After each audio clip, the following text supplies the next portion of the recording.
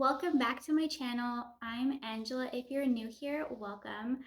I wanted to sit down today and talk to you about postpartum and specifically the hard things about postpartum that I feel like not a lot of mothers talk about. So, we all know about the ordinary, normal things that are hard about postpartum, like healing. Healing can be very difficult. Just all of the changes that you go through as a new mom, those are common and those are things that a lot of women speak about. This is not going to be that kind of video. I'm going to touch on four specific things that I have found difficult that I feel like not a lot of women share. I don't know if it's because it's rare and these are things that not a lot of women go through, and that's why I just feel like I'm having a hard time finding other moms who feel the same way. But I just feel like it's impossible that I am the only one that has been finding these things difficult enough to talk about. So, if there is someone out there watching this video who is a mom who has gone through these things and also feels like, where are all of the other moms talking about this stuff? Then please let me know in the comments so I know that I'm not alone. One of them I am definitely finding the hardest to deal with. So I'm going to leave that for point number 3 if you're interested in finding out exactly what that is. First off, one of the difficult things that I have found about postpartum has been the lack of understanding and support when it comes to breastfeeding. I'm talking about the people in your life that are supposed to be your support group that aren't educated enough, I guess, in breastfeeding or aren't experienced enough or understand it. I just found that it was really difficult at times to surround myself with people who understood how important breastfeeding is and the nutritional benefits that it has for baby and the benefits that it has for mom long term. Also, just understanding my breastfeeding goals. So, for example, if you have a mom in your life and her breastfeeding goals is a year, let's say, or 6 months, then it's really important to give her that support and that encouragement and motivation so she can keep going and make it to her goal. A lot of people think that cow's milk is better for baby or formula. I've heard people say that they think breast milk is weaker, that it doesn't have enough nutritional benefits for a baby, or it doesn't help them grow enough or grow bigger and stronger, which to me doesn't really make any sense at all because breast milk, your human breast milk from mother, is one of the most natural things that could ever be created by God. So I don't really get why people push mothers to give cow's milk versus your own breast milk. That doesn't really make sense to me. People just thinking and being convinced and believing that somehow cow's milk is better. I don't know. I am still making it to my breastfeeding goal. So that is another thing that I wanted to point out, that if you don't have the correct support system around you, then you kind of need to support yourself. And you need to be your own advocate and you need to motivate yourself so that you can keep pushing through. Just focus on you and focus on baby and pay no attention to what outside sources are saying to you. Just stay focused. If you want to continue breastfeeding for a specific amount of time, then don't listen to what people are saying and just keep doing it. Which brings me to an interesting part of the video that I wanted to share with you guys that also ties in with the lack of support group, which is one of the things that helped me to stay on track of my breastfeeding goals and my breastfeeding journey, and specifically exclusively pumping, was tracking and logging in my information. Helped me so much to continue pushing through and reaching my goal. So if I didn't have something physically in front of me for me to see how I was doing every day and how far along I was getting, then I don't think I would have made it as far. So I wanted to show you guys something that I created. I recently opened my own Etsy shop and I'm making templates made for mothers, templates made for motherhood. I'm going to include a bunch of different templates that I use myself or that I will use myself. I'm also a teacher and an ECE, so I have a bunch of templates in mind that I have used actually with children, with my students in the past, that you can use for homeschooling, that you can just use at home with your children. So if you're interested in that, I will always link my Etsy shop in the description below if you want to check that out. If you are a pumping mama, then I have got you covered. These are the exact logs or trackers that I used for myself, and I've looked at other ones and they are good, but I just did things a little differently. I just found for me that a lot of pumping logs focus too much on the ounces of milk you're making and from which breast, and sometimes I just feel like focusing too much on ounces, the amount of milk you're making, actually can stress you out because you're focusing too much on numbers instead of just focusing on, is baby being fed? Yes, then great. You're doing great if baby is being fed, happy, and you are happy. I didn't like focusing too much on the amount of milk that I was pumping. I do have it here just as a mental note, but I didn't focus on it. So I will show you guys what I mean. So if you choose to download my templates, you do get a little welcoming message from me.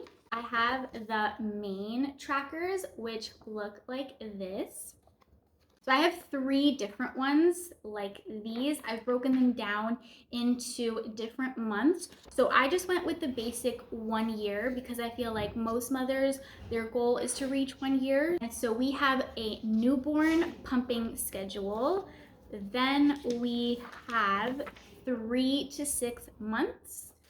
And then I included also 6 to 12. So I've broken them up in those different categories because those are the most developmentally changes that baby goes through and the most feeding changes that you will see. And also that is when your pumping sessions or your breastfeeding sessions change the most. I let you know at the top how many pumps a day are recommended, how many pumps I did to continue my breastfeeding journey. So if you don't know, my son is currently 16 months and my goal is 2 years, and we are still going. Thankfully, everything is going great. If you would like to know how I did it, how I have lasted this long pumping, this is exactly what I use. I let you know some tips at the bottom on how to pump efficiently for this time frame. 3 to 6 months, I let you know exactly how many pumps to do a day. These are the ones that I did. I give you a little tip.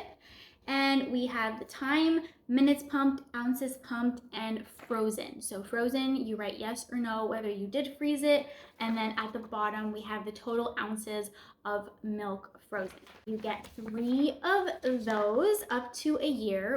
I included a weekly pumping and feeding log. So this is unlike anything that I have seen. This is exactly what I used. I don't find a lot of mothers using this one, and this is honestly what helped me reach this far. I found it so easy to sync my pumps with baby's feedings, especially in those early months when you can easily do that. When they get older, I'm gonna say maybe closer to a year, their feedings really change and they're more into solids. So you don't have to sync it as much, but definitely in the early months, syncing your pumps to your feedings really help to stay on track and make sure that everything is going great. And it just makes your everyday routine and schedule so much easier because when baby eats, you pump and you just know that you're getting the right amount of pumps in a day. A full week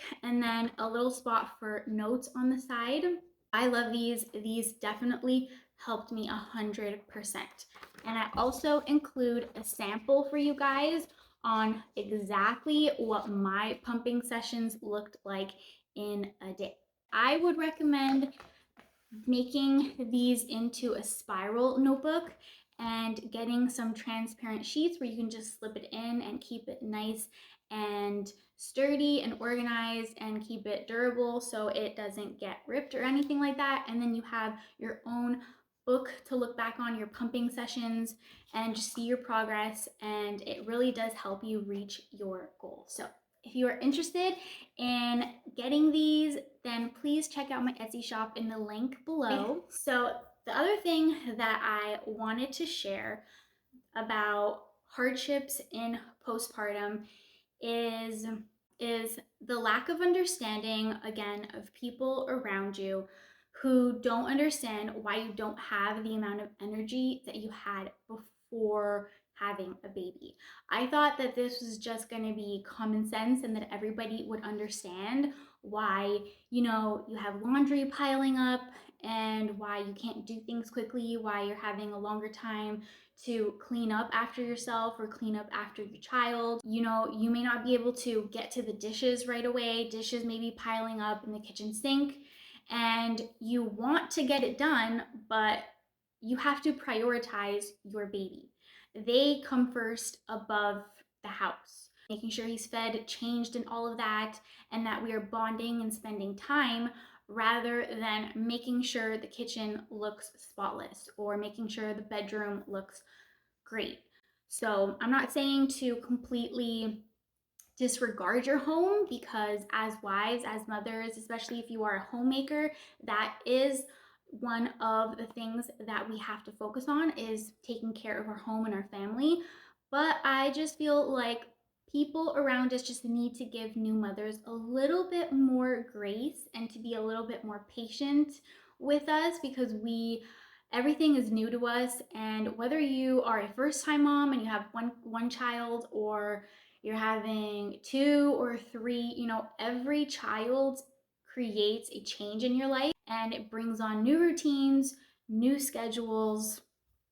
So I just feel like a little bit more grace, a little bit more patience with us, and we will eventually keep up and we will get used to the changes and we'll get better at taking care of ourselves, baby, and everything else in our life. Okay, so this is the point that I was emphasizing in the beginning of the video, which is this is the thing that I'm struggling with the most right now. I've been struggling with it for the past couple of months, and I don't feel like enough mothers speak about this.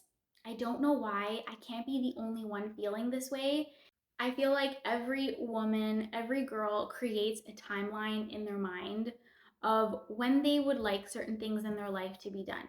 So whether you do it intentionally or unintentionally, it's there. I feel like for most women, we always have a timeline in the back of our mind, whether we want to admit it or not. In my teenage years, I had a timeline of when I wanted to get married, when I wanted to buy a house, when I wanted to have kids, all of that.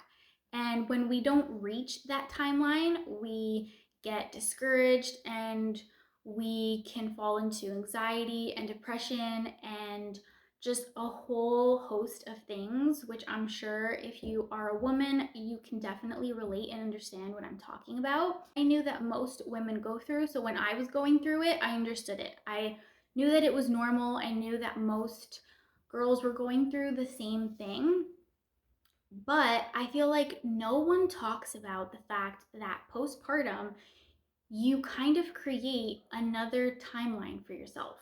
No one told me that when you have your first child, that you may then create another goal for your family. So right now, I am struggling with wanting more kids, but not only for myself, because I'm not thinking about myself, and I'm also not trying to be ungrateful. I don't want to come off that way, because I am extremely grateful for my son, and I know that I am so, so blessed to have him.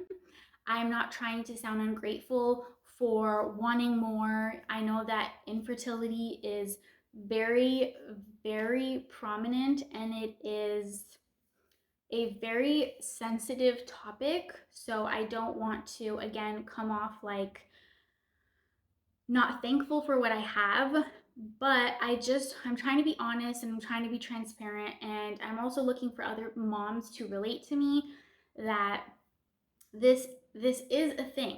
Is currently what I'm going through. So again, like I was saying, I'm not thinking about so much of myself, but I'm thinking more of my son. So for me, it's really important for him to have a sibling. I am an only child. I grew up with no brothers, no sisters. I did grow up with a cousin that I was extremely close with, and we are still close. And we grew up like sisters. I'm so thankful for our childhood being together.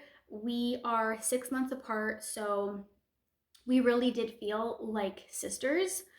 And I am so thankful for that because I don't know what my childhood would have been like without her.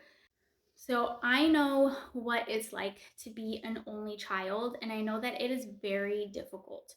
You get some perks, which is all the money that your parents want to spend on you goes straight to you, and you don't have to really share your stuff. You don't have to worry about your sibling taking your clothes or taking your toys or anything like that. I just feel like I really wanted the two under two, not because it's trendy or not because it's a thing that people talk about, but because I really wanted him to have a sibling that was really close in age, play together so they could interact with each other easier and grow up together kind of in the same stages of life. He is 16 months right now. So, in the back of my mind, occasionally I'm always thinking, okay, he's 16 months, he's gonna be two soon, and I'm not gonna have the two under two. And I just keep thinking about him getting older, the age gap, and all of that. So, I put a timeline on myself of when I had wanted to get pregnant and have another, and that is not going as we planned, which can be very discouraging, can be very hard. So I'm putting my faith on God.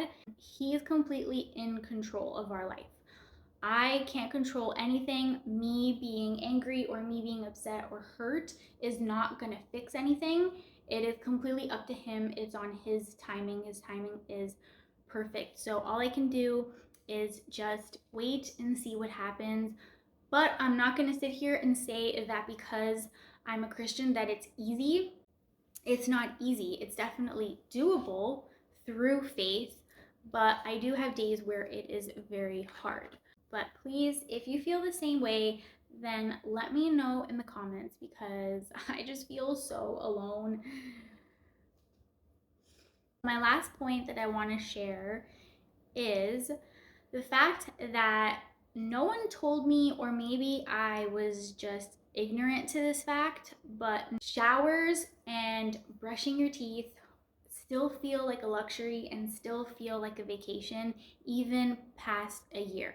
I thought those things were only something that you encountered in the newborn stage. I always heard that, new moms, you barely are gonna have time for yourself, barely even sit down, and those things are a privilege. So, my son is 16 months, and I still have a hard time most days to shower and brush my teeth. So, by that, I mean before getting pregnant, I used to shower whenever I wanted. I used to shower in the morning, I used to shower at night before bed, and brush my teeth, obviously, morning and night. But he is almost two, and I still can't do that. So some days I get to only shower at like 3 p.m., 5 p.m., and it is a very quick shower. I'm like hopping in, quickly hopping out. So usually my showers are hair up, quickly out. And when I do get to wash my hair, the best time for me to wash it is when he's sleeping at night. So I put him down to bed and then I go wash my hair and just hope and pray that he doesn't wake up. I ran out of the shower because I heard him crying and he just needed me. So literally out of the shower, hair wet, wrapped in a towel, going to comfort him because that is what a mama does. Ideally, you like to brush your teeth as soon as you wake up or after breakfast, but sometimes I don't get to do that right away. Sometimes I have to wait until like noon to do it, 1 p.m. to do it. We are trying our best to do no screen time or limited screen time. That inevitably means that I do have less time for myself, which I am okay with. I can speak about this in another video of how we are doing no screen time and how we're going about that. I have some awesome tips that I can share on how you can do that and how you can limit screen time if you would like to. So yeah, that is pretty much it. Those are the top 4 things that I've been struggling with postpartum. If you like this video, please subscribe, give it a thumbs up, and I will see you guys next time.